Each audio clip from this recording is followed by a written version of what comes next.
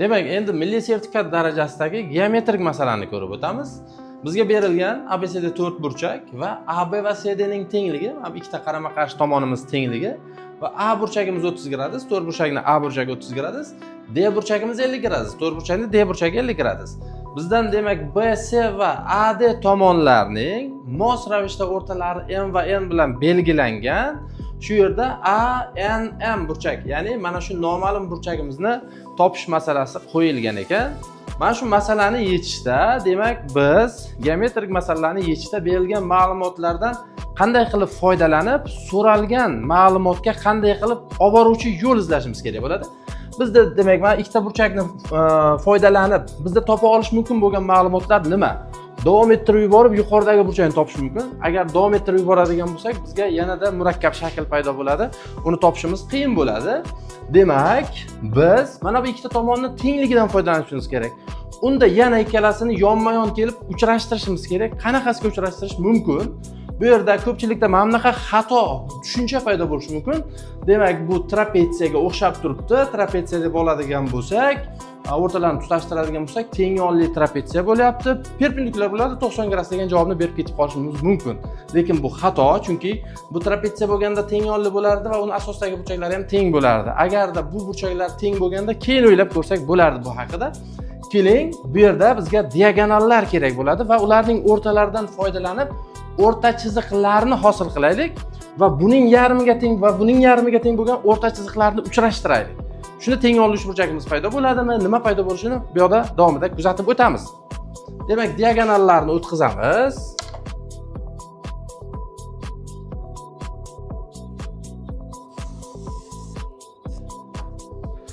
Ikkinchi diagonalni ham o'tkazamiz.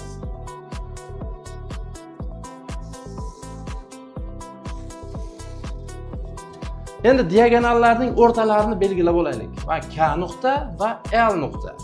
Demak, K nuqta va L nuqta bu diagonallarning o'rta nuqtalari hisoblanadi. Endi biz KN ni birlashtiradigan bo'lsak, bu bizda o'rta chiziq hisoblanadi. Qaysi uchburchakdagi? ABC uchburchakda o'rta chiziq. Va bu kesmaning uzunligini A deb oladigan bo'lsak, KM A taqsim 2 bo'ladi. Xuddi shunday ML ni birlashtiraylik.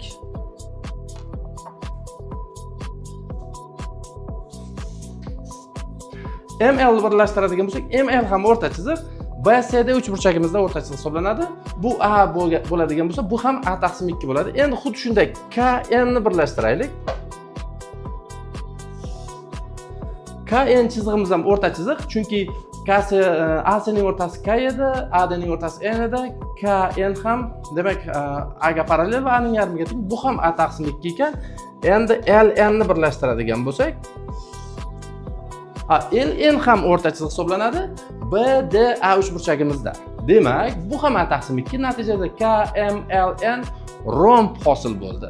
Romb bo'ladigan bo'lsa, bizda mana bu burchagimiz ma'lum edi. Ya'ni o'rta chiziq bo'lgani uchun KN CD ga parallel edi. Bu 50 gradus bo'ladi. KNL chizig'imiz ham o'rta chiziq edi, AB ga parallel edi. Demak, mana bu burchagimiz 30 gradus bo'ladi.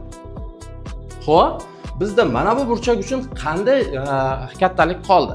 Demak, ikkalasi 80 gradus bo'ladigan bo'lsa, 100 gradus qolyapti.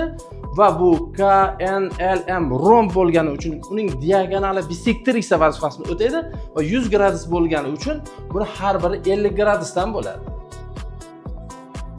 Natijada biz izlagan burchak, ya'ni ANM burchak bu 50 va 50 ning yig'intisidan iborat ekan.